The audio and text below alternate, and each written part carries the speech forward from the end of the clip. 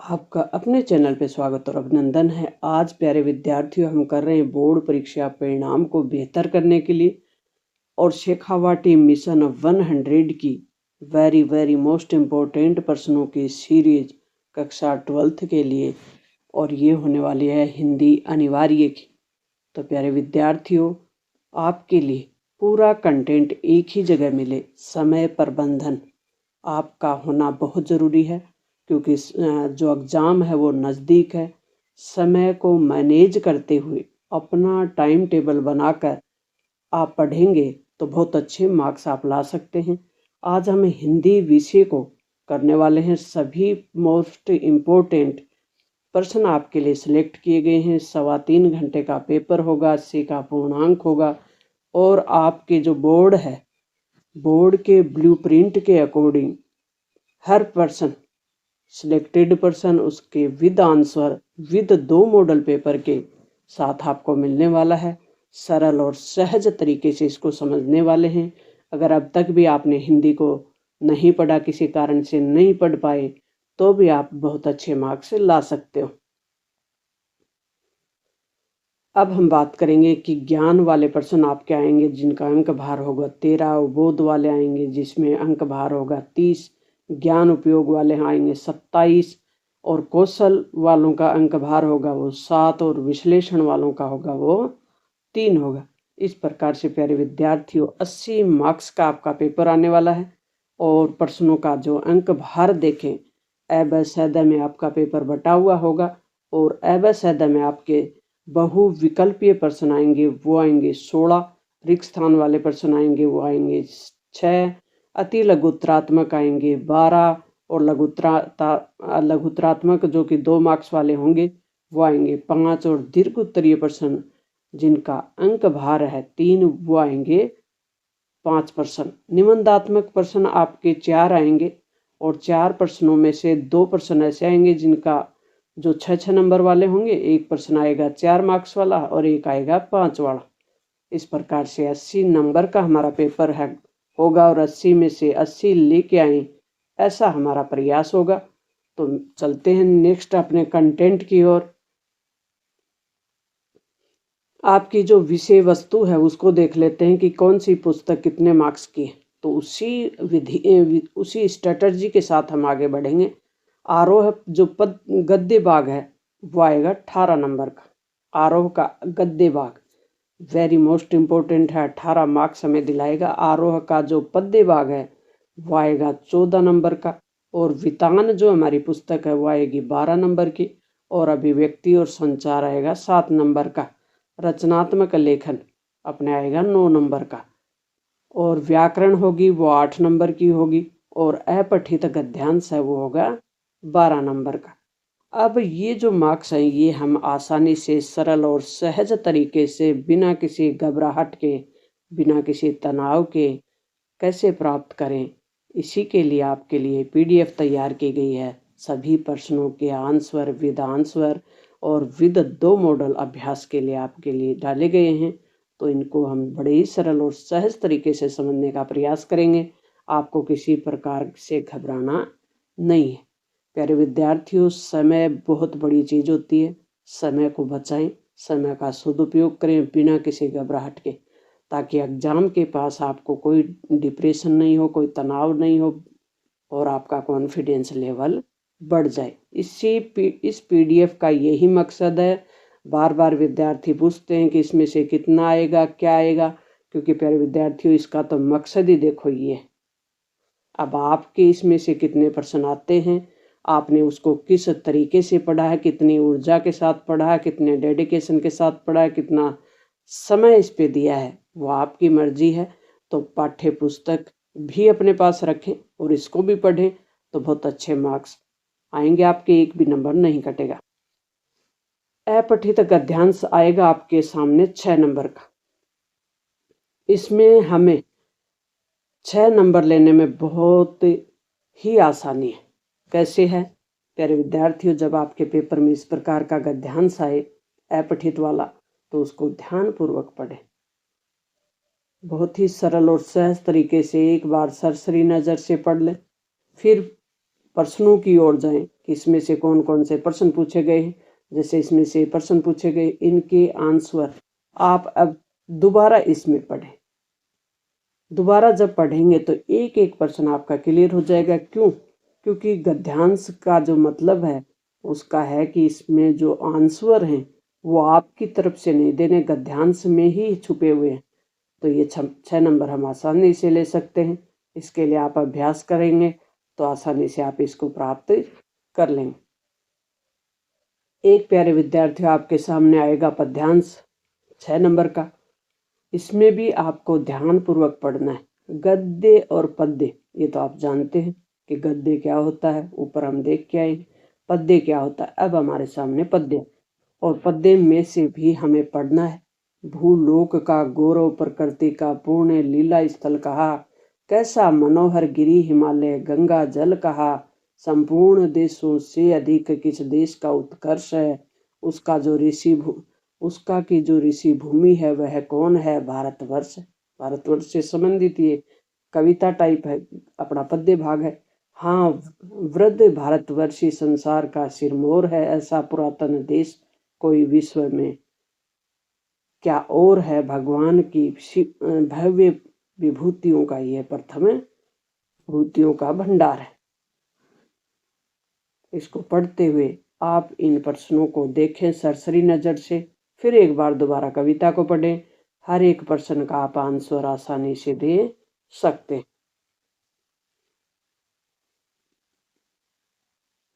अब हमारी जो पाठ्य पुस्तक है उसका पहला अध्याय है भक्ति, और इसकी लेखिका है महादेवी वर्मा। लेखक और लेखिका, इनके नाम आपको अच्छे से याद करने हैं कि भक्तिन पाठ है वो क्या है।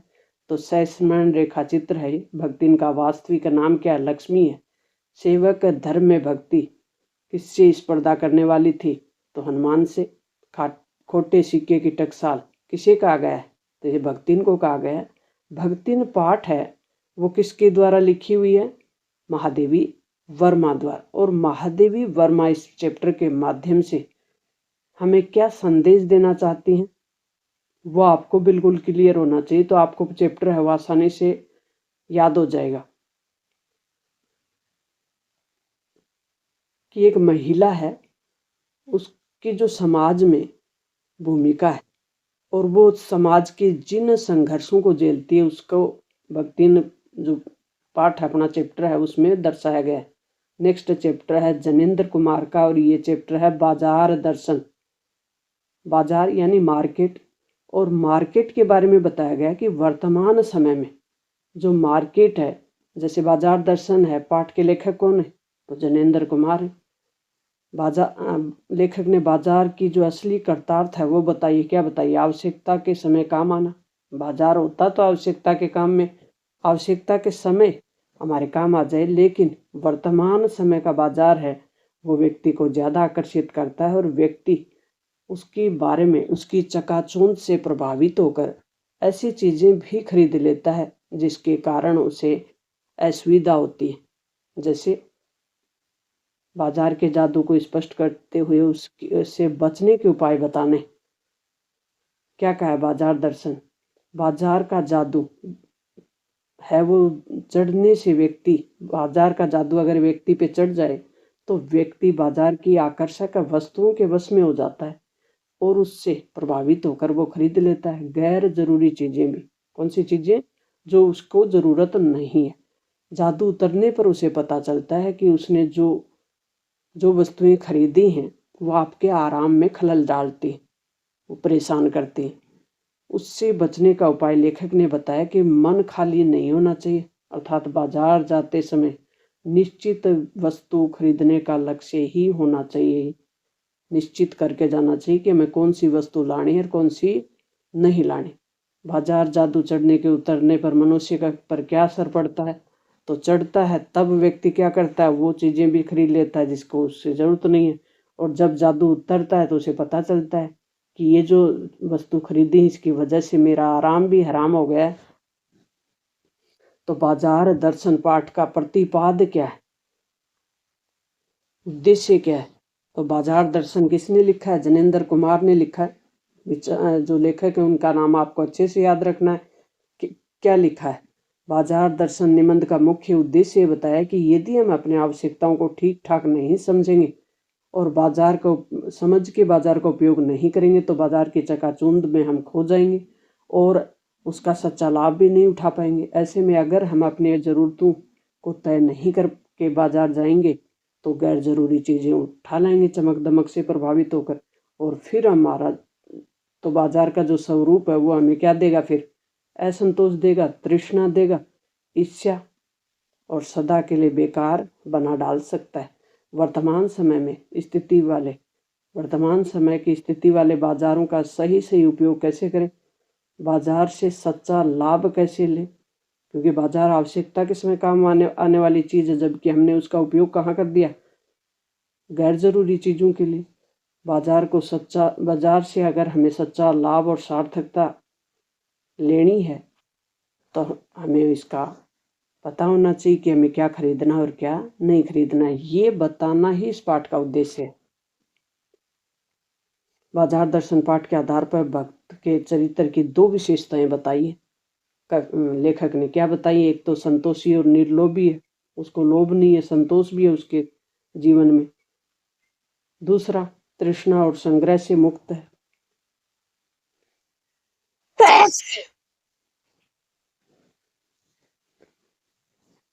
नेक्स्ट पार्ट है काले मेघा पानी दे, धर्मवीर भारती की। लेखक कौन है, धर्मवीर भारती। काले मेघा पानी दे के संस्करण जो रचना है, रचयिता है, वो कौन है, धर्मवीर भारती।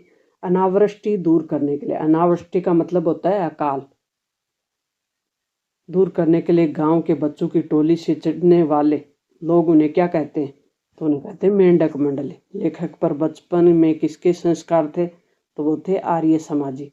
तो इससे बनने वाले जो अपने ऑब्जेक्टिव पर्सन है वो अच्छे से याद कर लें। काले मेघा पानी दे संस्करण की किस द्वंद्व का चित्रण हुआ है, तो इसमें जो हमारा समाज है उसमें प्रचलित विश्वास और विज्ञान, किसके बीच द्वंद्व है, हमारी जो परंपराएं हैं, विश्वास है, रूढ़ियां हैं, उसके बीच और विज्ञान के बीच द्वंद्व चल रहा है। तो इस पाठ का सार क्या है ये देखें। और ये सच है कि यथा प्रजा तथा राजा, इसमें ये भी बताया गया है कि कहावत में बताया, जीजी का मानना है कि राजा भी प्रजा के अनुकूल आचरण करता है। तो जीजी का मानना है कि मनुष्य को अपना आचरण त्यागपूर्ण बनाना चाहिए। कैसा बनाना चाहिए, त्यागपूर्ण। इस पाठ का सार क्या है ये आपको बिल्कुल पता होना चाहिए, तो आप आसानी से प्रश्नों को हल कर लेंगे। काले मेघा पानी दे नामक जो पाठ है, इसमें लोक प्रचलित जो आस्था होती है, विश्वास होता है व्यक्ति का, और विज्ञान है, उसके बीच द्वंद्व का सुंदर चित्रण हुआ है। लेखक ने बताया कि विज्ञान का सत्य से संबंध होता है और हमारा जो विश्वास होता है उसके बीच किस प्रकार से द्वंद्व होता है। तो विज्ञान सिद्धांतों पर आधारित होता है, उसका संबंध सच से होता है, जबकि विश्वास है वो लोगों की भावनाओं पर आधारित होता है। तो आज के इस वैज्ञानिक युग में दोनों का ही होना आदर्श जीवन जीने के लिए आवश्यक है। यानी जो विश्वास है वो भी विज्ञान सम्मत हो। विज्ञान और विश्वास यानी आस्था और विज्ञान दोनों एक दूसरे के साथ मिलकर काम करें तो बहुत अच्छे परिणाम आ सकते हैं।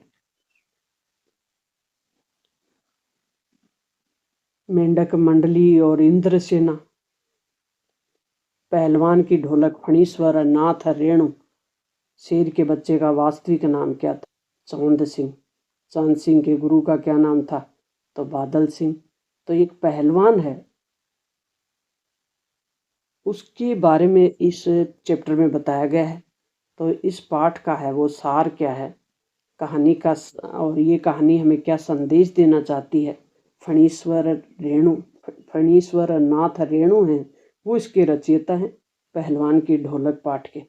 और ये हमें संदेश देती है कि अदम्य साहस और जिजीविषा वाला व्यक्ति विपरीत परिस्थितियों में भी हार नहीं मानता, क्योंकि एक पहलवान है, उसके सामने अगर कोई प्रतिद्वंदी मतलब दूसरा पहलवान खड़ा हो जाए तो उसे किस प्रकार से मैदान में खड़ा होकर उसका सामना करता है। तो वो ही अदम्य साहस और जिजीविषा विपरीत परिस्थितियों में व्यक्ति को हार नहीं मानने देती और स्वयं भी जीतता है और दूसरों के अंदर भी वो जीवन जीने की शक्ति का संचार कर देता है। साथ ही ये कहानी हमें लोक कला और लोक कला के जो कलाकार होते हैं उनको संरक्षण देने के लिए भी संदेश देती है। पहलवान की ढोलक नामक कहानी में भारत पर इंडिया के छा जाने की समस्या अभिव्यक्त हुई है। कैसे? तो इसको अच्छे से याद करें कि ऐसे क्यों कहा गया है। तो इसमें कला और कलाकार के अप्रासंगिक हो जाने की कहानी है। जो कहानी है इसमें बताया गया है कि वर्तमान समय में जो कलाकार हैं, लोक कलाकार, वह अप्रासंगिक होते जा रहे। राजा साहब की जगह नए राजकुमार केवल व्यक्तिगत सत्ता परिवर्तन नहीं बल्कि पुरानी व्यवस्था के पूरी तरह बदल जाने का प्रतीक है। सभ्यता के नाम पर पुरानी व्यवस्थाएं, पुरानी कलाएं और कलाकार अप्रासंगिक होते जा रहे हैं और आधुनिक व्यवस्था के नाम पर नई व्यवस्था आरोपित की जा रही है। उदाहरण के लिए नए राजकुमार के आते ही व्यवस्था परिवर्तन होना तथा पुरानी कला और कलाकारों को हटाकर दंगल का स्थान घोड़ों की रेस को दे देना अपने आप में भारत पर इंडिया इंग्लिश का शब्द है। कहने का मतलब जो हमारी जो परंपराएं हैं उनको छोड़कर आधुनिकता की ओर बढ़ने का यहाँ संकेत किया गया है। शिरीष के फूल हजारी प्रसाद द्विवेदी। हजारी प्रसाद द्विवेदी जी का जन्म है कहाँ पे होता है? आरत दुबे का छपरा बलिया उत्तर प्रदेश। उपयुक्त सभी इससे बनने वाले मोस्ट इम्पोर्टेंट पर्सन है। ऑब्जेक्टिव इनको अच्छे से देख ले। अब हम देखेंगे हजारी प्रसाद द्विवेदी जी का साहित्य का परिचय। और साहित्य का परिचय देखने से पहले इस पाठ से हमें क्या संदेश मिलता है वो जरूर देख लें। हजारी प्रसाद द्विवेदी जी का मोस्ट इम्पोर्टेंट है। इस पाठ में बताने की क्या कोशिश की गई इसको देखेंगे। सीरीज के फूल के माध्यम से लेखक ने संघर्षशील एवं जिजीविषा को की जो व्यंजना की है उसको स्पष्ट कीजिए। सीरीज क्या होता है? एक पेड़ होता है हमारे यहाँ जो कि गर्मियों में भी खड़ा रहता है और गर्मी और लू को सहते हुए। तो सीरीज के फूल पाठ के माध्यम से लेखक ने बताया कि सीरीज जो वृक्ष है वो भीषण गर्मी यानी बहुत ज़्यादा गर्मी पड़ती है, लू दोनों के प्रभाव को सहता हुआ अविचल खड़ा रहता है और शांत भाव से सुंदर फूलों की सृष्टि करता है। जब तेज गर्मी में भूमि तपती रहती है तो शिरीष निश्चिंत भाव से खड़ा रहता है और समाज को भी जीवन की कठिनाइयों से संघर्ष करते हुए व्याकुल एवं विचलित नहीं होने का संदेश देता है। वेरी मोस्ट इम्पोर्टेंट आपको अच्छे से याद करना है कि शिरीष का फूल की रचना है वो किसने की है और शिरीष के फूल के माध्यम से हमें कौन सा संदेश कवि है वो देना चाहता है। श्रम विभाजन और जाति प्रथा डॉक्टर भीमराव अंबेडकर ने ये रचना लिखी है और इसके आधार पे मोस्ट इम्पोर्टेंट है एनिहिलेशन ऑफ कास्ट किसकी रचना है? डॉक्टर अंबेडकर की जन्म कब होता है? 14 अप्रैल 1891। मनुष्य की क्षमता किन बातों पर निर्भर करती है? तो शारीरिक वंश परंपरा, सामाजिक उत्तराधिकार और पैतृक संपदा, मनुष्य के अपने यत्न। असमान प्रयत्न के कारण असमान व्यवहार से आप क्या समझते हैं? और श्रम विभाजन और जाति प्रथा नामक अध्याय के अनुसार स्पष्ट करें। क्या आप इस दृष्टिकोण से सहमत हैं? डॉक्टर अंबेडकर ने इस कथन से हम सहमत नहीं है क्योंकि श्रम विभाजन करने की शक्ति और शरीर रचना के अनुसार सभी मनुष्य समान नहीं होते। ऐसे में असमान प्रयत्न और प्रयास होने के कारण समाज के लोगों के साथ समान व्यवहार किया जाना अनुचित है। ऐसी स्थिति में व्यक्ति स्वयं को कमजोर एवं निराश महसूस करने लगता है, समाज में आगे नहीं बढ़ पाता। तो डॉक्टर अंबेडकर के अनुसार आदर्श समाज के कौन से तत्व होने चाहिए? मोस्ट इम्पोर्टेंट उनका मानना था कि समाज में समानता होनी चाहिए, स्वतंत्रता और बंधुत्व होनी चाहिए। श्रम विभाजन और जाति प्रथा नामक अध्याय में आर्थिक पहलू से भी जाति प्रथा वो हानिकारक है। कैसे? ऐसा क्यों कहा गया है? तो डॉक्टर अंबेडकर के अनुसार जो लेख लिखा गया है उसके आधार पर जाति प्रथा से समाज को आर्थिक नुकसान होता है क्योंकि इसके अंतर्गत व्यक्ति को जीवन भर उसके लिए वंशानुगत पेशे में बांध दिया जाता है। वंशानुगत मतलब जो पेशा, जो व्यवसाय, जो काम उसके पूर्वज करते आ रहे हैं वही करना है, ये माना जाता है। ऐसी स्थिति में उसकी जो रुचि है वो दब जाती है, क्षमता भी दब जाती है और उसका जो प्रशिक्षण है वो भी दबकर वंशानुगत पेशे को अपनाने के लिए मजबूर किया जाता है। अतः ऐसी स्थिति में मनुष्य की जो कार्य कुशलता है एवं कार्य के प्रति उसकी चेष्टा है वो कमजोर पड़ जाती है, जिससे उसे इच्छित आर्थिक लाभ नहीं मिल पाता। अतः हम कह सकते हैं कि आर्थिक हानि भी उठानी पड़ती है। भीमराव अम्बेडकर के मत से दासता की व्यापक परिभाषा क्या है? तो लेखक के अनुसार दासता केवल कानूनी पराधीनता को ही नहीं कहा है, वरन उनके अंतर्गत कुछ लोगों को दूसरे लोगों के द्वारा निर्धारित व्यवहार और कर्तव्यों का पालन करने के लिए मजबूर होना पड़ता है। हालांकि ये स्थिति कानूनी पराधीनता न होने पर भी सामान्यतया भारत की जाति प्रथा में देखी जाती है। इसके अंतर्गत कुछ लोगों को अपनी इच्छा के विरुद्ध ऐसा काम करने पर मजबूर होना पड़ता है जो उसके लिए पर्याप्त और अपर्याप्त और अनुपयुक्त है। महत्वपूर्ण व्याख्या। सप्रसंग व्याख्या। आपको ध्यान हो कि सप्रसंग व्याख्या कैसे करते हैं। तो सप्रसंग व्याख्या अगर आप को नहीं आती तो एक बार ध्यान से देख लें आप। जैसे शिरीष का फूल है, इस पाठ का पद्यांश आपके गद्यांश है वो आपके सामने आ गया और इस गद्यांश की सप्रसंग व्याख्या करनी है। जेठ की जलती धूप से, तो ये कहाँ से लिया गया है? तो प्रस्तुत गद्यांश है वो पुस्तक की आरोह भाग 2, आरोह हमारी पुस्तक है उसकी भाग 2 और पाठ का नाम क्या? शिरीष के फूल निबंध से लिया गया। निबंधकार कौन है? हजारी प्रसाद द्विवेदी जी। तो इस प्रकार से आपको बताना है कहाँ से लिया गया है, किस पाठ से लिया गया है, बुक कौन सी, इसको तो कहते हैं संदर्भ। फिर दूसरा पॉइंट लिखना है प्रसंग, प्रसंग के नीचे अंडरलाइन कर दें और प्रस्तुत गद्यांश में लेखक ने शिरीष के फूल की विशेषता का वर्णन किया है, किस चीज का वर्णन हुआ है ये बता दें। फिर व्याख्या करें कि इसके माध्यम से क्या बताने का प्रयास किया है। तो किस प्रकार से गर्मी में शिरीष है वो खड़ा रहता है। लास्ट में आपको बताना है कि इस पाठ में भाषा किस प्रकार की यूज हुई है, तत्सम शब्द देशज शब्दों का प्रयोग है ये भी बताना। तो खड़ी बोली हिंदी के साथ तत्सम शब्द देशज शब्दों का प्रयोग हुआ है। पलाश और अमलतास की तुलना मौका प्रस्त नेताओं से की है। सप्रसंग व्याख्या मेरी कल्पना का आदर्श समाज, इसमें से जैसे गद्यांश की सप्रसंग व्याख्या करेंगे तो इस प्रकार से करेंगे। तो सप्रसंग व्याख्या सीख लें, 2-4 आपको अच्छे से सीखनी है। व्यक्तित्व और कर्तृत्व महादेवी वर्मा जनेंद्र कुमार के का जीवन परिचय मोस्ट इम्पोर्टेंट।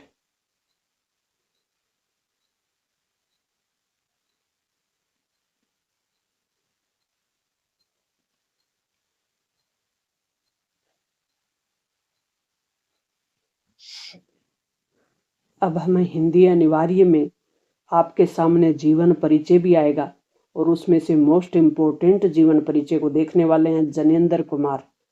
जनेंद्र कुमार का जीवन परिचय लिखिए। तो इनका जन्म कहाँ होता है? 2 जनवरी 1905 को। कहाँ पे? अलीगढ़ में। प्रारंभिक शिक्षा कहाँ होती है? हस्तिनापुर के गुरुकुल। तथा उच्च शिक्षा कहाँ होती है? काशी विश्वविद्यालय में। ये क्या है? हिंदी उपन्यास के इतिहास में मनोविश्लेषणात्मक परंपरा के प्रवर्तक के रूप में इनको मान्यता मिली है। जनेंद्र अपने पात्रों में सामान्य में सूक्ष्म संकेतों की निहित की खोज करके उन्हें बड़े कौशल से प्रस्तुत करते हैं। उनकी प्रसिद्ध रचनाएं बतानी है। फिर कौन कौन सी रचनाएं? परख है, ये इनकी रचनाएं हैं। उपन्यास संग्रह भी है, इनकी द्वारा लिखी हुई रचनाएं बता दें। इनका देहांत कब होता है?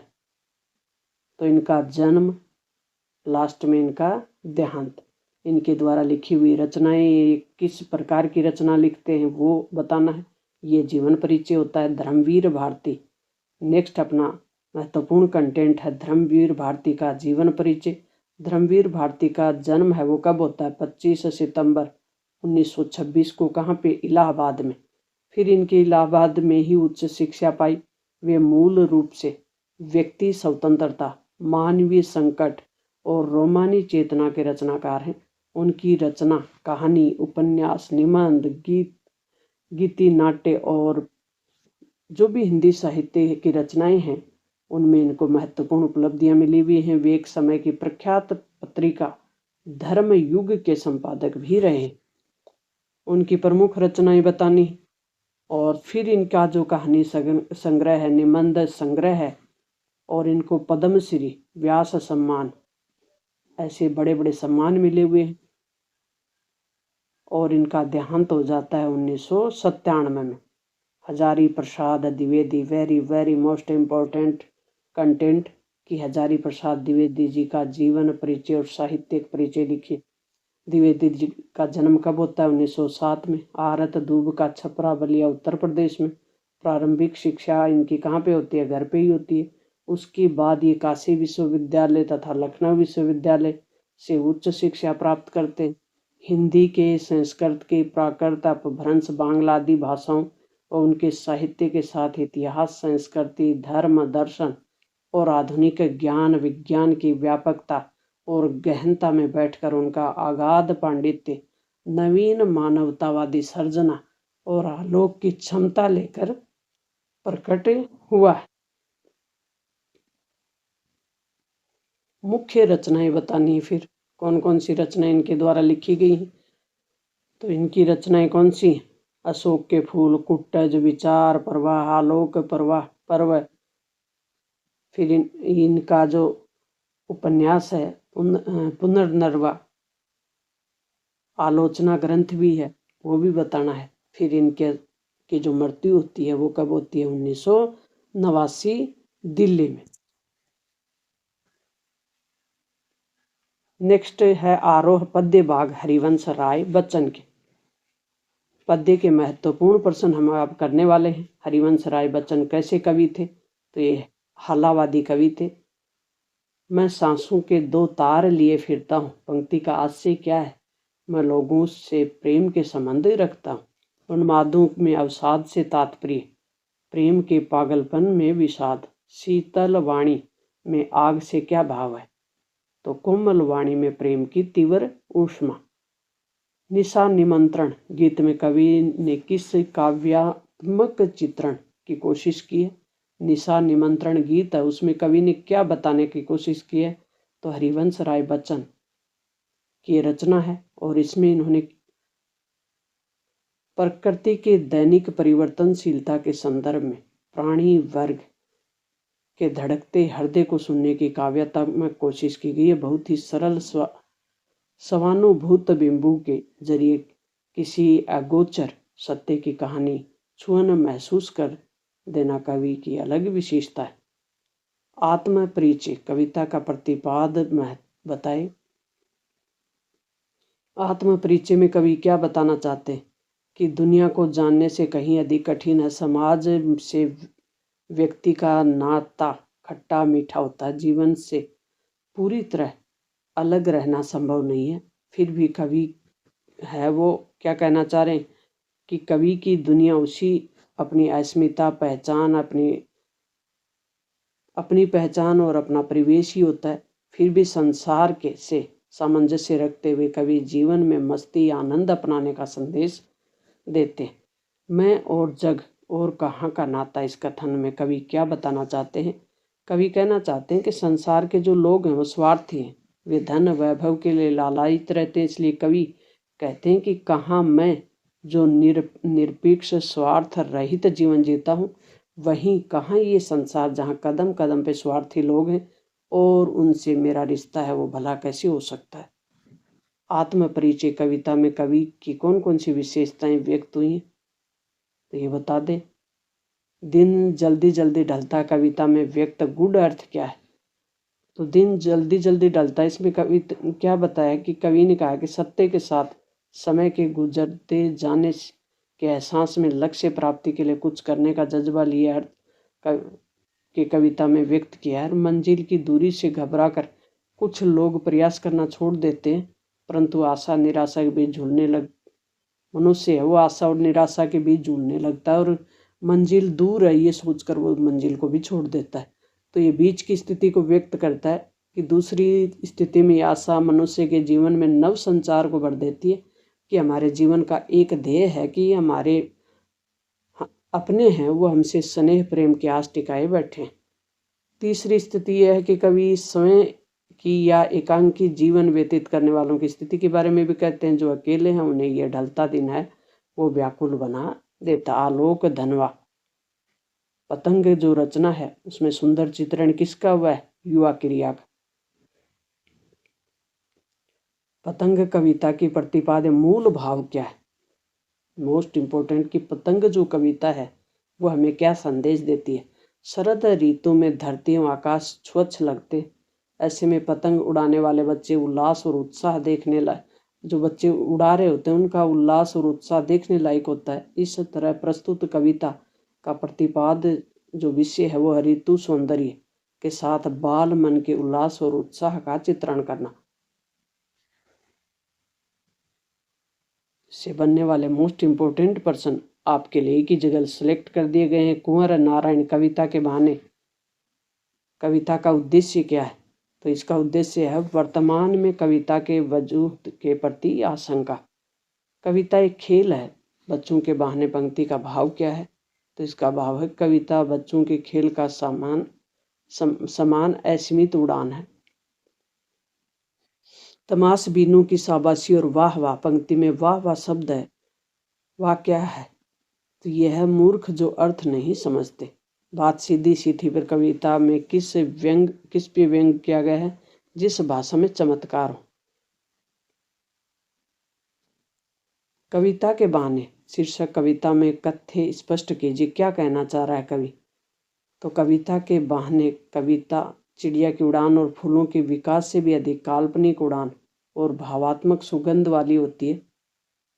कविता बच्चों के खेल जैसी आनंददायी होती है। फिर लेकिन आज के युग में यांत्रिकता यानी मशीनीकरण के युग के दबाव में कविता भी अपना अस्तित्व है, कविता का अस्तित्व है वो संकट में आ गया।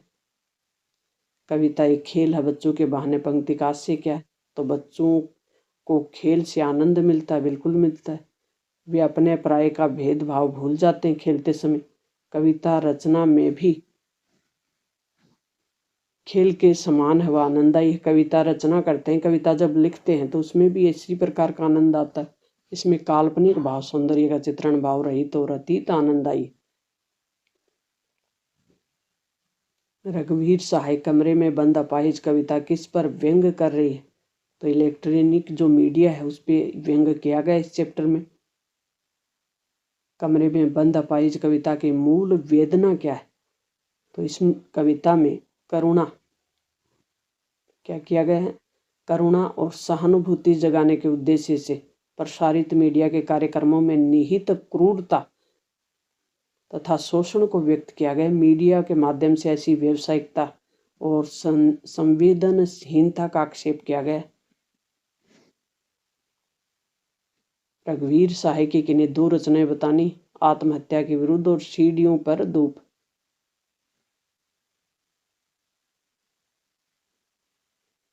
शमशीर बहादुर। नेक्स्ट चैप्टर है उषा कविता में किसका वर्णन हुआ है? सूर्योदय, सूर्य जब उगता है सूर्योदय का पूर्व का चित्रण हुआ है। इससे बनने वाले most important person Suryakant Tripathi Nirala ji. और इस चैप्टर से क्या संदेश देने की कोशिश की गई है? तो निराला जी की बादल राग कविता का प्रतिपाद विषय है वह शोषित पीड़ित कृषकों श्रमिकों के जीवन के उनके जीवन में परिवर्तन लाने, सामाजिक क्रांति के द्वारा पूंजीपतियों के शोषित आचरण का विरोध करना। इससे सामाजिक क्रांति का संदेश दिया गया है।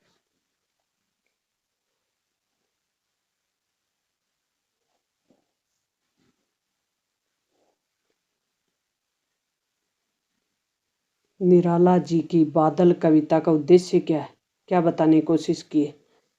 निराला जी ने क्रांति भाव से पूरित कविता है ये, और इसमें कवि ने बादलों को क्रांति का प्रतीक माना है। कवि ने शोषित वर्ग के हित में, जो शोषित वर्ग होता है उसके हित में बादलों का आह्वान किया है। क्रांति के प्रतीक है बादल यहाँ, और बादलों की गर्जना सुनकर जो पूंजीपति वर्ग है वो भयभीत हो जाता है, जबकि कृषक वर्ग आशा से भरे नेत्रों से देखता है बादलों को। अतः समाज में शोषित को उनका अधिकार दिलाने हेतु क्रांति की आवश्यकता है। शीर्षक जो शोषकों के प्रति व्यंजना भाव है उनको इस चैप्टर में व्यक्त किया गया है। नेक्स्ट है गोस्वामी तुलसीदास जी, और इस चैप्टर से बनने वाले महत्वपूर्ण प्रश्न उत्तर आपको एक ही जगह उपलब्ध करा दिए गए। नेक्स्ट है फिराक गोरखपुरी, और इनके द्वारा जो रचना है उसके महत्वपूर्ण प्रश्न आपको उपलब्ध करा दिए एक ही जगह। उमा शंकर जोशी, हरिवंश राय बच्चन का कवि परिचय। इनका जन्म है 1907 में इलाहाबाद में होता है। इनके द्वारा जो रचनाएं हैं, इनके पिता का नाम प्रताप नारायण व माता का नाम क्या था, सरस्वती देवी। इनकी एजुकेशन कहाँ कहाँ होती है, इनकी रचनाएं कौन सी हैं। कुंवर नारायण का परिचय, सूर्यकांत त्रिपाठी निराला जी का कवि परिचय, मोस्ट इंपोर्टेंट है निराला जी का कवि परिचय। जन्म कहाँ होता है, 1897 बंगाल में। इनके द्वारा कौन कौन सी रचनाएं लिखी जाती, किस प्रकार के कवि हैं निराला जी। रघुवीर सहाय का जीवन परिचय, तुलसीदास जी का कवि परिचय, उमाशंकर जोशी का कवि परिचय, सप्रसंग व्याख्या आरोह पद्य भाग। सप्रसंग व्याख्या आपको ध्यान है किस प्रकार से करनी है, आपको बता दी। संदर्भ लिखना है, प्रसंग लिखना है और व्याख्या करनी है। फिर लास्ट में विशेष करना। 4 बिंदु इसमें मोस्ट होते हैं, 4 बिंदुओं पे ध्यान देना है। संदर्भ क्या है, प्रसंग क्या है, व्याख्या क्या है, विशेष क्या है। नेक्स्ट जो पुस्तक है वो है वितान। वितान का पहला चैप्टर है वह है सिल्वर वेल्डिंग।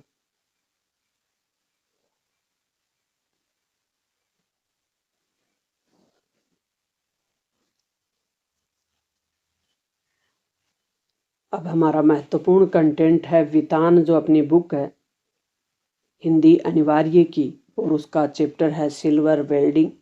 सिल्वर वेल्डिंग जो कहानी है क्या है, एक कहानी है, और इसकी रचना किसने की है, मनोहर श्याम जोशी।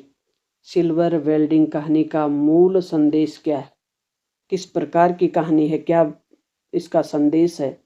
तो ये कहती है एक प्रकार की परिवार की कहानी है, अपनापन की कहानी है, या फिर दिखावटीपन की कहानी है, या पुरानी पीढ़ी और नई पीढ़ी के बीच अंतराल का वैचारिक मतभेद है। तो ये पुरानी पीढ़ी और नई पीढ़ी के बीच जो विचारों का मतभेद है उसको दिखाने का प्रयास किया गया। इसमें मूर्ख लोग घर बनाते हैं और सियाने लोग उसमें रहते हैं। ये कथन किसका है, तो किशनदा का है। किशनदा अपना मानस पुत्र किसे मानते थे, तो ये मानते थे यशोधर बाबू को। नेक्स्ट है सिल्वर वेल्डिंग में ऊनी ड्रेसिंग गाउन उपहार लेते समय यशोधर बाबू को बेटी की कौन सी बात चुभ गई, ऊनी गाउन पहनकर दूध लाने की बात। जब सब्जी लेकर यशोधरा बाबू घर पहुंचे तो उनकी दशा कैसी थी, द्वारिका जाने वाले सुदामा जैसी। यशोदा बाबा का तकिया कलाम वाक्य क्या था, सम हाउ इम्प्रॉस्पर। किशनदा की मृत्यु किस रोग से हो जाती है। इस चैप्टर से बनने वाले मोस्ट इम्पोर्टेंट पर्सन आपके लिए सिलेक्ट किए गए हैं। कहानी हमें संदेश क्या देती है, सिल्वर वेल्डिंग जो कहानी है वो क्या संदेश देती है, तो ये कहानी हमें संदेश देती है कि जो पुरानी पीढ़ी और नई पीढ़ी है उनके बीच विचारों का टकराव किस प्रकार से होता है। यशोधर बाबू प्राचीन मान्यताओं के समर्थक थे और किशनदा के विचारों को ही अपना आदर्श मानकर उनके अनुसार चलने का प्रयास करते हैं। तो दूसरी ओर उनकी पत्नी और बच्चों में पाश्चात्य संस्कृति का प्रभाव है, वर्तमान आधुनिकरण जिसको बोलते हैं। उसके पिता को पुरानी पीढ़ी का मानकर उनका सम्मान नहीं करते। इससे उनके पारिवारिक जीवन में जो पीढ़ियां हैं, नई पीढ़ी और पुरानी पीढ़ी, उसका द्वंद्व चलता रहता है। ये इस कहानी के माध्यम से सिखाने की कोशिश, बताने की कोशिश की गई।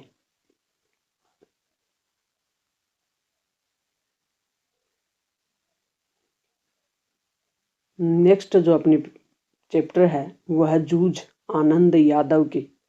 जूझ कविता के रचयिता कौन है, ये हमने देख ही लिया। जूझ कहानी का संदेश क्या है, संघर्ष करने की प्रेरणा दी गई है इससे। जूझ मतलब जूझना। जूझ कहानी किस शैली में लिखी गई है? आत्मकथात्मक उपन्यास शैली है। इसमें जो लेखक है आनंद यादव, उसने कविताएं लिखने के लिए प्रोत्साहित किया, मराठी अध्यापक। नेक्स्ट ये जो चैप्टर है ये हमें क्या संदेश देता है और इससे बनने वाले मोस्ट इम्पोर्टेंट पर्सन आपको अच्छे से सीखने हैं। जूझ कहानी के आधार पर बताएं कि लेखक के पिता ने उनकी पढ़ाई क्यों छुड़वा दी थी। तो जूझ कहानी में लेखक के पिता स्वयं अपने खेत पर काम नहीं करना चाहते थे। वे अपने खेत का सारा काम लेखक से करवाकर स्वयं गांव भर में घूमना चाहते थे, इसलिए उन्होंने उनकी पढ़ाई थी वो छुड़वा ली थी।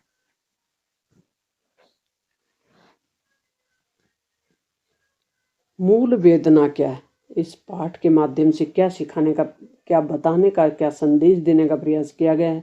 तो जूझ का तात्पर्य है लड़ना या संघर्ष करना ही होता है। यहाँ एक गरीब किसान के पुत्र की मेहनत, पढ़ने की लगन और संघर्ष को प्रकट करता है। यह बालक भी अपने घर की विपरीत परिस्थितियों से संघर्ष कर एक अच्छा होशियार विद्यार्थी बनता है और अपनी रुचि का विकास करते हुए एक अच्छा कवि बनता है। अतः यहाँ सच्ची मेहनत और लगन से अपने लक्ष्य को पाने का संदेश दिया गया है। तो प्यारे विद्यार्थियों, आप भी अपनी मेहनत और लगन से अपने लक्ष्य को प्राप्त करें।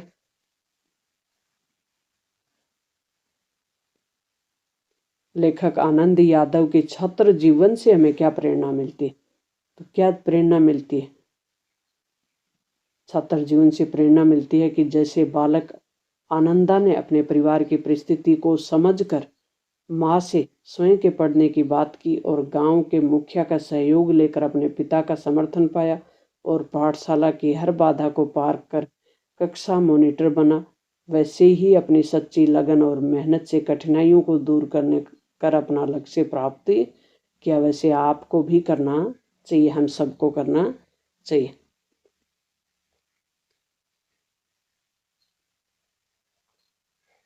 जूझ जो कविता है उसमें लेखक के चरित्र की कौन सी विशेषताएं हमें प्रभावित करती हैं? तो भविष्य के प्रति सचेत होना, जाग जाना। तो प्यारे विद्यार्थियों, इस चैप्टर के माध्यम से मैं भी आपको ये संदेश देना चाह रही हूँ कि आप अपने भविष्य को उज्जवल बना लें और अपने भविष्य के प्रति सचेत हो जाएं, जाग जाएं। दूसरा, पढ़ने की ललक पैदा कर लें। प्यारे विद्यार्थियों, तीसरा, अध्यापकों के प्रिय हो जाएं। जो भी आपको अच्छी गाइडेंस देता हो उसी गुरुजी के प्रति आप समर्पित हो जाएं, कठोर परिश्रमी बन जाए, अपने दम पे मेहनत करने में कोई कसर ना छोड़े। लेखक का पाठशाला में विश्वास कैसे बढ़ा, जूझ कहानी के आधार पर बताना है। तो कक्षा का मॉनिटर बसंत पाटिल काफ़ी होशियार था। लेखक ने उनसे मित्रता की। देखो, आप अपने दोस्त भी सेलेक्ट करो तो किस प्रकार से, लेखक से प्रभावित होकर ही करो। अपने दोस्त कौन से सिलेक्ट करने हैं आपको? जो अच्छे हों, होशियार हों और जो अच्छी चीज़ें आपको सिखाने के लिए भी प्रेरित हो।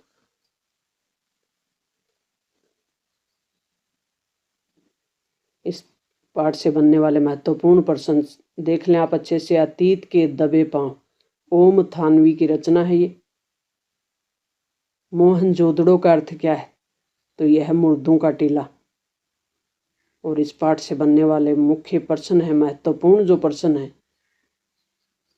वो आपके लिए सिलेक्ट किए हुए हैं। मोहनजोदड़ो की जो नगर नियोजन की प्रणाली है, जैसे ग्रिड प्रणाली जिसको कहते हैं, ग्रिड प्लान, उसको बताना है। तो किस प्रकार की सड़कें होती थी? सीधी सड़कें होती थी, समकोण पे काटती थी, कुलधरा कहाँ स्थित है ये भी बताना है। कौन से दो शहर दुनिया के पुराने नियोजित शहरों में हैं? तो मोहनजोदड़ो और हड़प्पा। मोहनजोदड़ो तो आप इतिहास विषय में पढ़ते ही हैं, पहला चैप्टर है और उसी से मिलता जुलता ये चैप्टर है। मोहनजोदड़ो की ही विशेषताएं इस चैप्टर में बताई गई हैं। नेक्स्ट अपना कंटेंट होगा वो होगा भाषा, लिपि, व्याकरण, शक्ति, अलंकार। और इसके लिए भाषा, लिपि, अलंकार वाला जो चैप्टर है वो भी डाला हुआ है।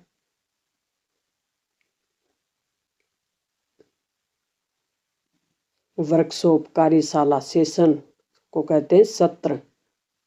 तो इससे बनने वाले मोस्ट इम्पोर्टेंट पर्सन हैं, उनको अच्छे से आप देख लें। पारिभाषिक शब्द आपके आएंगे, इसमें पारिभाषिक शब्द हैं जैसे हिंदी विषय के पारिभाषिक शब्द एबिलिटी योग्यता, अब्सेंस अनुपस्थिति, एकेडमिक शैक्षणिक, एक्शन कार्रवाई, एडजर्न तदर्थ, एडजस्टमेंट समायोजन, एडजस्टमेंट को क्या कहते हैं हिंदी में समायोजन, एडमिनिस्ट्रेट प्रशासन, अपेंडिक्स रिसिस्ट, एप्लीकेंट आवेदक, अपॉइंटी नियुक्ति व्यक्ति। तो इस प्रकार से हमारे मोस्ट इम्पोर्टेंट हैं पारिभाषिक शब्द। अभिव्यक्ति और माध्यम वाली और अभिव्यक्ति और माध्यम वाले जो चैप्टर हैं उनसे महत्वपूर्ण पर्सन हैं वो सिलेक्ट करके एक ही जगह दे दिए। इनको बार बार पढ़ें, बार बार अभ्यास करें प्यारे विद्यार्थियों। करत करत अभ्यास के जड़मती हो तो सुजान, रसरी आवत जावते शिल्पे पड़त निशान। रचना लेखन भी आपके आएगा। 4 मार्क्स आप कैसे लें, तो रचनात्मक लेखन में कार्यालय पत्र हैं वो कैसे लिखते हैं।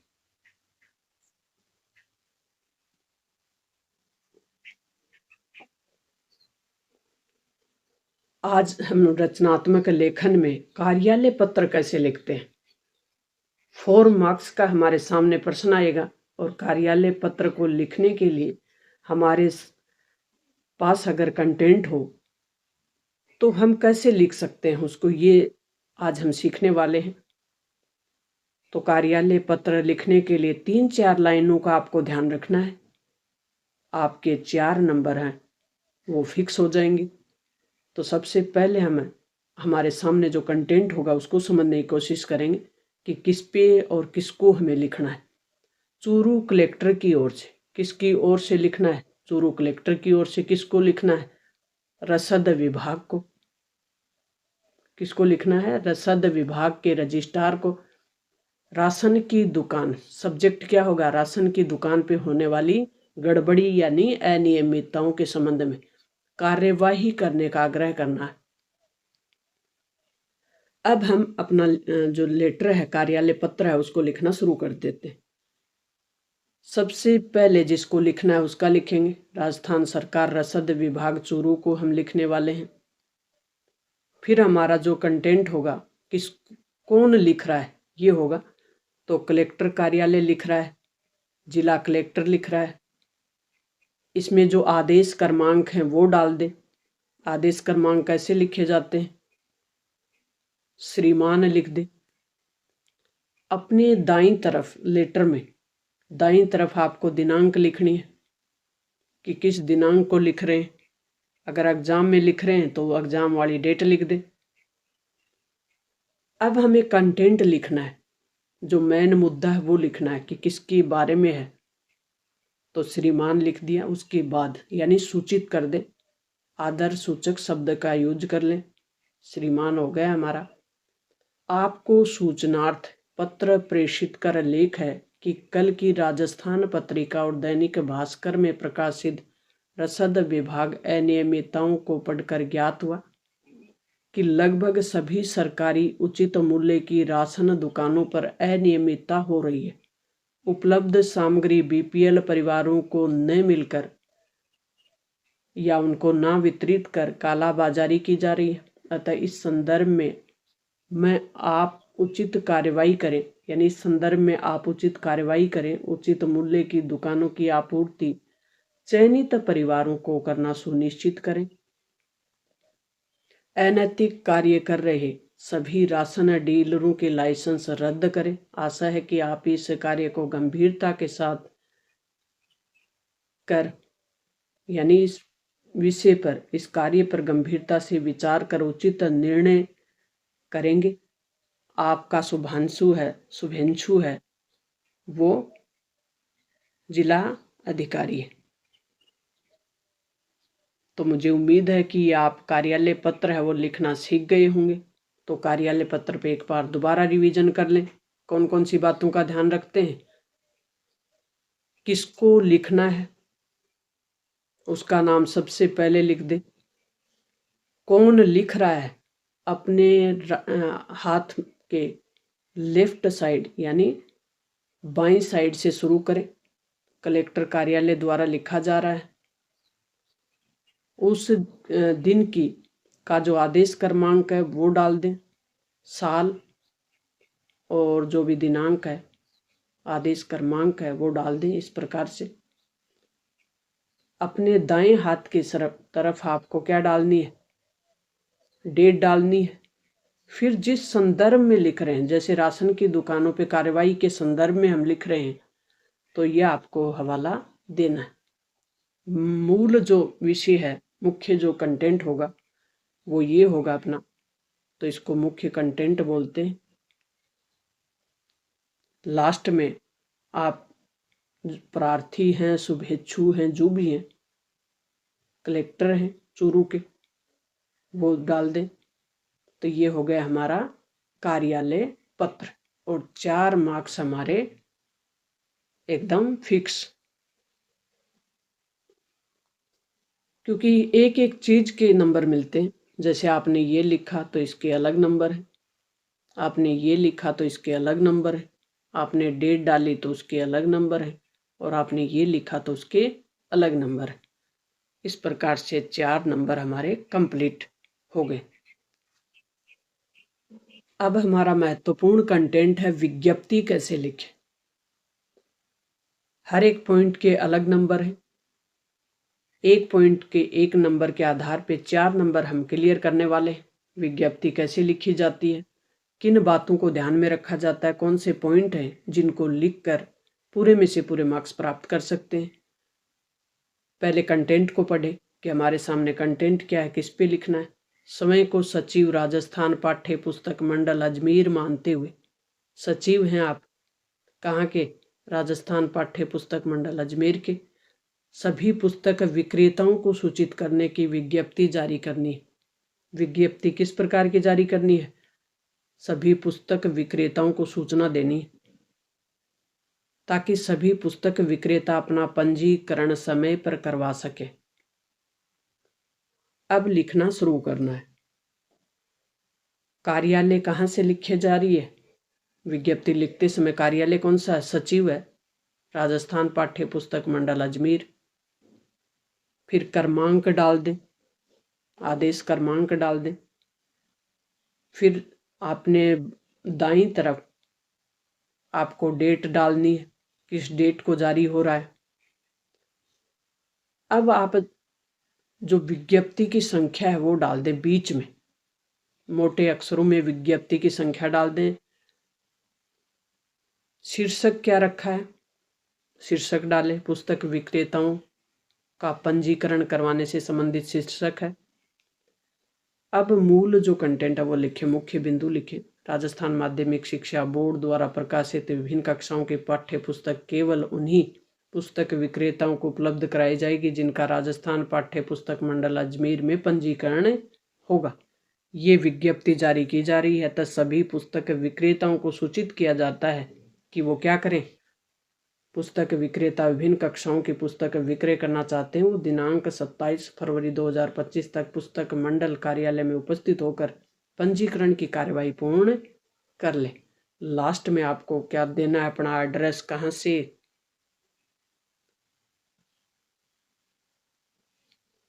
सचिव की तरफ से राजस्थान पुस्तक मंडल अजमेर। तो मुझे उम्मीद है कि विज्ञप्ति लिखनी आपको आ गई। दोबारा रिवीजन कर लें थोड़ा सा।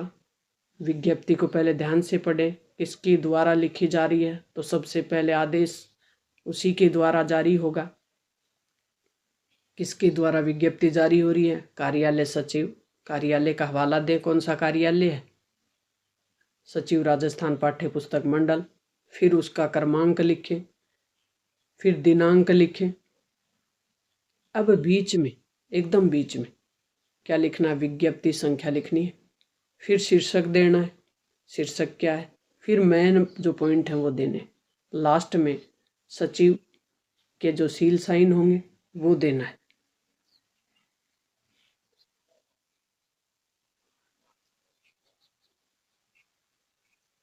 अब हमारा महत्वपूर्ण मुद्दा है वो है निविदा कैसे जारी की जाती है।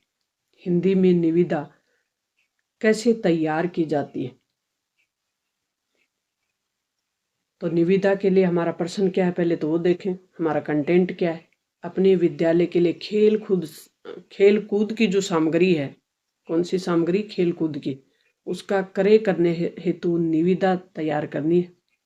तो निविदा सूचना कैसे तैयार की जाती है, सबसे पहले प्रश्न पॉइंट लिख दें कि निविदा सूचना। अब हम निविदा सूचना को तैयार करने के लिए लिखेंगे। तो अपने स्कूल की तरफ से निविदा सूचना तैयार करनी है, तो अपने विद्यालय का नाम दे दें, राजकीय उच्च माध्यमिक विद्यालय, ये हमारे विद्यालय का नाम हो गया। जहाँ भी जिस भी विभाग से आप निविदा जारी कर रहे हैं वहीं के विभाग का नाम देना है। फिर क्रमांक या आदेश क्रमांक देना है। अपने नोटबुक में लेफ्ट साइड यानी हाथ की बाईं हाथ की ओर, फिर आपको डेट देनी है, किस डेट को, क्रमांक और उसके सामने डेट दाएं हाथ की ओर, डेट लिखनी है दाएं हाथ की ओर। अब बीच में आ जाए, बीच में आपको लिखना है निविदा संख्या, इस प्रकार से निविदा संख्या लिख दें। अब आपको निविदा से संबंधित कुछ बातें लिखनी है कि अधो हस्ताक्षरकर्ता, अधो हस्ताक्षरकर्ता का मतलब होता है नीचे जिसके हस्ताक्षर होंगे उसकी द्वारा जारी की जा रही है चीज, ये बात है वो कही जा रही, द्वारा निम्न विवरण अनुसार खेल सामग्री की आपूर्ति हेतु प्रतिष्ठित निर्माताओं और प्रतिष्ठानों से निविदाएं आमंत्रित की जाती हैं, जो निर्धारित तिथि को दोपहर 2 बजे तक प्राप्त हो जाएंगी और उसी दिन 3 बजे इच्छुक निविदाकारों के समक्ष खोली जाएंगी। निविदा प्रपत्र निविदा खोलने की निर्धारित तिथि के 12 बजे तक निविदा शुल्क तथा धरोहर राशि को रेखांकित बंक ड्राफ्ट प्रधानाचार्य राजकीय उच्च माध्यमिक विद्यालय बाई के कार्यालय में जमा कराकर प्राप्त कर सकते। निविदा विवरण इस प्रकार है। अब निविदा की राशि क्या होगी, निविदा किसके संबंध में है, तो इस प्रकार से कॉलम बना ले। कितने कॉलम है, 1 2 3 4 और 5 कॉलम बनाए। सबसे पहले विवरण दे, किस सामग्री की निविदा होगी, खेलकूद सामग्री होगी। अनुमानित राशि क्या होगी, तो इसमें लगभग जो भी आप राशि लिखना चाहें, जो भी राशि हो वो लिख दें। धरोहर राशि क्या होगी वो लिख दें। एक होती है अनुमानित राशि, एक होती है धरोहर राशि। निविदा खोलने की तिथि बता दें, किस तिथि को खोली जाएगी, और निविदा में जो शुल्क है, प्रपत्र शुल्क है, वो बता दें। तो इस प्रकार से निविदा लिखी जाती है। आपूर्ति के लिए सामग्री का पूरा विवरण निविदा प्रपत्र के साथ उपलब्ध रहेगा। हस्ताक्षर किसके द्वारा निविदा जारी हुई है, क्योंकि ऊपर हमने बात की थी अधो हस्ताक्षरकर्ता, तो अधो हस्ताक्षरकर्ता कौन है, प्रधानाचार्य है, क्योंकि अपनी विद्यालय की तरफ से ये निविदा निकाली गई है। 5 पॉइंट याद कर लें कौन कौन से, हर पॉइंट के मार्क्स मिलते हैं, 4 मार्क्स आपके कंप्लीट हो जाएंगे। तो मिलते हैं नेक्स्ट और महत्वपूर्ण जानकारी के साथ। आज की हमारी महत्वपूर्ण सूचना है वो है अधिसूचना कैसे जारी की जाती है। हिंदी में अधिसूचना कैसे जारी की जाती है। स्वायत्त शासन विभाग शासन सचिवालय की ओर से समस्त सरकारी विभागाध्यक्षों को स्वच्छता अभियान चलाने हेतु एक अधिसूचना का प्रारूप तैयार कर लिखी। अधिसूचना किसके द्वारा, राजस्थान सरकार, स्वायत्त शासन विभाग, शासन सचिवालय जयपुर, ये दे दिया जिसके द्वारा अधिसूचना जारी की जाती है। उसका एड्रेस, सबसे पहले एड्रेस जो अपने जो भी जारी करेगा अधिसूचना उसको, उसका एड्रेस होगा, फिर क्रमांक, फिर दिनांक, बाईं साइड क्रमांक और दाईं साइड दिनांक। अब हम इसकी पूरी जो भी डिटेल है वो करेंगे। इसमें 3 चीजें हैं, मोस्ट अधिसूचना में 3 ही चीजें हैं। एक तो एड्रेस जारी करने वाले का, एक क्रमांक अपने बाएं हाथ की तरफ, दिनांक दाएं हाथ की तरफ, और फिर जो मेन मुद्दा है वो, और लास्ट में जिसके द्वारा जारी हुई है। महामहिम राज्यपाल की अनुशंसा के आधार पर राज्य सरकार का आदेश क्रमांक किए और इसके अनुपालना में गांधी जयंती पर प्रदेश के नगर निगमों, नगर परिषद, नगर पालिकाओं द्वारा पूर्ण स्वच्छता अभियान के अंतर्गत स्वच्छ नगर स्वच्छ आवास अभियान चलाए जाएंगे। अभियान में जन सहभागिता है वो महत्वपूर्ण रहेगी। जारी किसने की?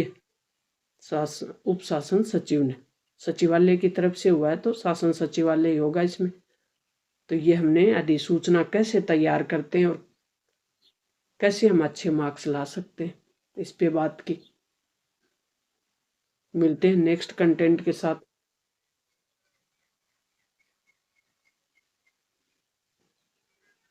अब हमारा महत्वपूर्ण कंटेंट है कि हिंदी में निबंध कैसे लिखें।